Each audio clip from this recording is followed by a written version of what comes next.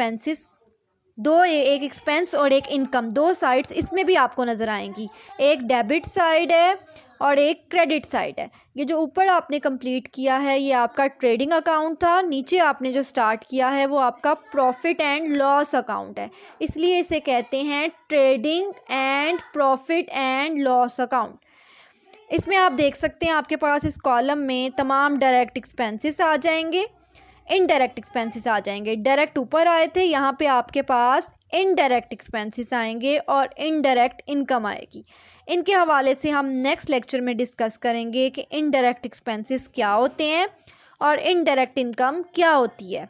बस आपने ये याद रखना है, इनडायरेक्ट एक्सपेंसेस का ताल्लुक सेल से है और इनडायरेक्ट इनकम का भी ताल्लुक सेल से है, जबकि डायरेक्ट एक्सपेंसेस का ताल्लुक परचेजेस से था, डायरेक्ट एक्सपेंसेस का ताल्लुक मैन्युफैक्चरिंग से था, इनडायरेक्ट एक्सपेंसेस का ताल्लुक सेल से है।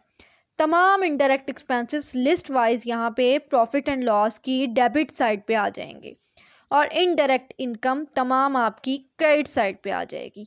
फिर आपने क्या करना है, इन दोनों का दोबारा से आपने टोटल करना है, ऊपर वाली साइड को आपने शामिल नहीं करना, वो अकाउंट आपका क्लोज हो गया है।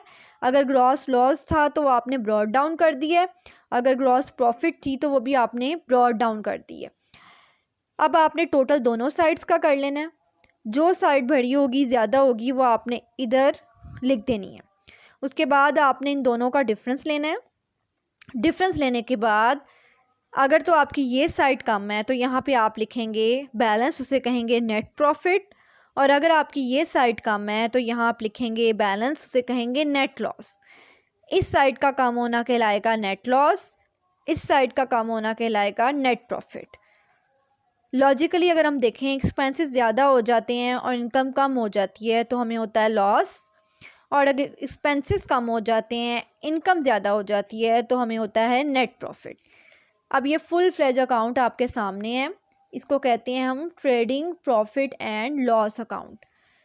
स्टार्ट से आपने डेबिट और क्रेडिट का ख्याल रखना है। इन टू कॉलम्स में इसी तरह आइटम्स फिट होंगी, ओपनिंग स्टॉक से क्लोजिंग स्टॉक तक तमाम आइटम्स। अगर कुछ परचेज़ किया है, कुछ सेल किया है, कुछ रिटर्न किया है, वो भी यहाँ आएगा।